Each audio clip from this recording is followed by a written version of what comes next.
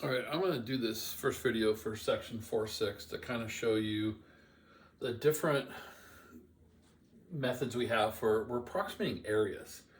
So if I have that curve right there and I want to approximate the area, I can approximate it by drawing just some rectangles underneath it.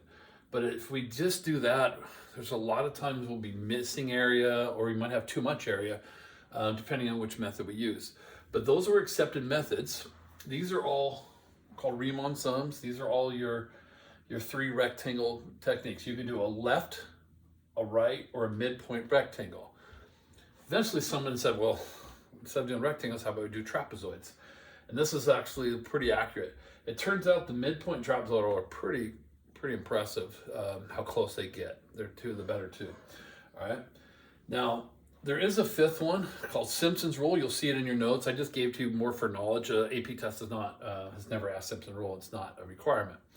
So the reason why Simpson's rule, it's the best one, but it only works if you have even subdivisions. You don't quite know what that means yet, but these work at all subdivisions. So it's got a restriction.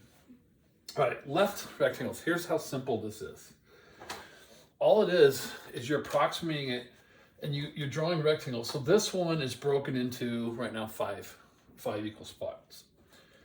Your left rectangles, you draw the two sides, which are already drawn, and then the height of the left side is how high your rectangle is. Now you can see that you're missing a little bit of area, but it's close. That's not bad, right? But if you look at the next rectangle, you're missing a lot of area.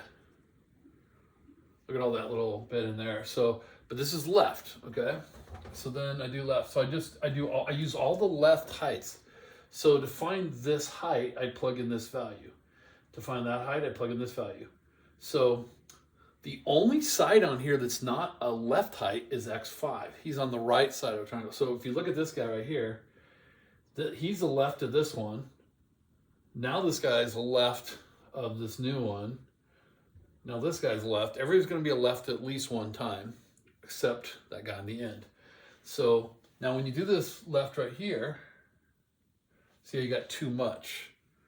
And then this one's, got a little bit too much. So you can see how sometimes we have maybe not enough, sometimes too much. It kind of evens out if the graph goes up and down. Now if the graph is always going up or always going down, those two methods are brutal, right? They're way off. So that's something to be aware of. So here's your formula. Here's the formula I'm going to give you, but I want you to understand what it means.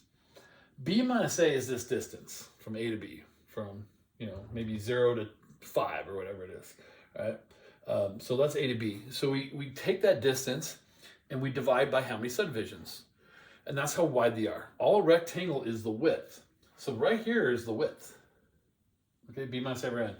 So if I take this, let's say this distance is 5, and I divide by 5, then these are 1 wide. That's all that means, okay? So the width is always going to be B minus A over N. That's how you find it.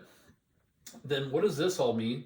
Is that f of x0 means plug the x coordinate into your equation and find out how tall it is. So this will allow you to find the heights, just these heights.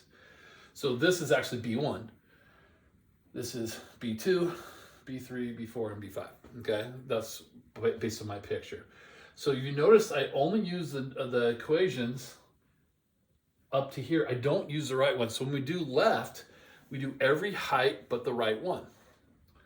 When we do right, so let me draw right, I'll do it in blue here. You do the rectangle till the right side hits. So you'll notice that we have a little bit too much over here on the left side, where before this one's maybe a little under. This one, then we start getting under. It's almost like they kind of switch roles. So now the right is too much early, but not enough late. So they kind of even out. And so you'll notice that this side is never right side. So we will not use that height. So we'll start off with f of x1 right here, and we'll start off with b2. So it'll be b2 plus, those are all the different heights. So all we're doing, it's like a distributive property.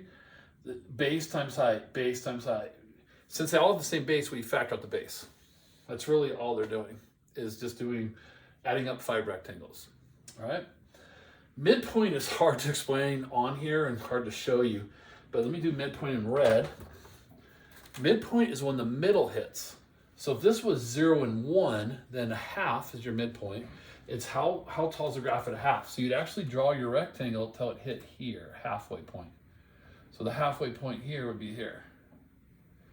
If you notice the red one, it'll have a little bit too much and a little bit too less. It kind of evens it out. That's why it's one of the better methods. And then, so you just draw it. You draw the rectangle till the middle hits. Middle here hits here. The middle here hits here. All right. So the midpoint, and I'll have all this in the notes, all these pictures drawn, but the midpoint is a pretty good one. So again, B minus A over N is your formula, but you don't plug in any of these lengths, you actually plug in the middle. So you would plug in, if this was 0 and 1, you plug a half in, and whatever half in your function gives you is your height, and that's your height you use right here, and so on, okay? A little hard to show on this one. All right, here's the trapezoidal rule. It's called the trapezoidal rule. I just wrote trapezoidal here, but this is a rule. They call it the rule. It's B minus A over 2N. I'm going to prove this to you and explain to you guys why B minus A over 2N in a minute. I'll erase all this. But here's its formula. They're saying here's how you do the trapezoidal rule. For right here, you take this height plus 2 of these, 2 of these, 2 of these, 2 of these, and 1 of these. So the first and last one you're only going to use once, and all the ones in between you're going to use twice. See all these 2's. So if you notice, 1, 2, 2, 2, 2, 1. So I don't care if there's 50 terms. Every term in the middle is going to be used twice in the first one. So I'm going to show you why that is.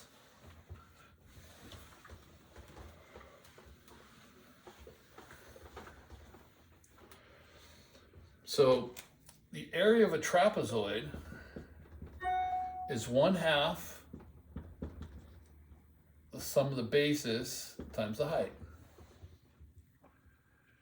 So the area, so a trapezoid, if I were to draw it, if I erase some of this other stuff here, the trapezoid, I'll do that one in blue, is you draw both sides and then you just connect them. It'll look like a trapezoid. So again, if you have a curve, your trapezoid will look like that. So these two are the parallel sides, and then this way is the height. So it's a sideways trapezoid. So the area of this first trapezoid, it's 1/2 the sum of these bases, base 1 plus base 2, times that width, the height. Whatever that height is, that's what B minus A over N is. So height, we'll replace with B minus A over N in just a second. The next rectangle area equals, 1/2 B2 plus B3 times the height. And then 1/2 B3 plus B4 times the height. Plus 1/2 B4 plus B5 plus 1/2 B5 plus B6 times the height. I know it's a little busy there, but it's just, that's the area of every trapezoid going across. Well, if we could factor out of here, every single one of these has a 1/2 h, where h is the width, which is B minus A over N, just like it was in the other ones. So now you see the B minus A over 2N. So really this isn't B minus A over 2N, it's 1/2 B minus A over N. That's why, but just students memorize it as B minus A over 2N. Now if you look at what's left after I factor out, I have B1 plus B2 plus B2 plus B3 plus B4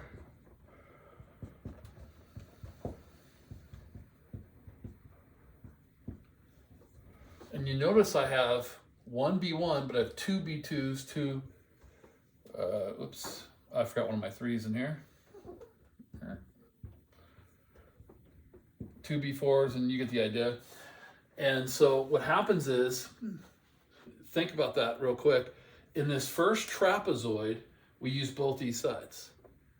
In the next trapezoid, I use both those sides. So B2 got used in the first trapezoid, he's in both trapezoids. That's why he gets used twice. B3 is in these two trapezoids and so forth. The first guy and the last guy, those guys are only in the first or the last trapezoid. So that's why they only show up once, okay? So I'm gonna now show you this in action with data, and I'll do that on the next video.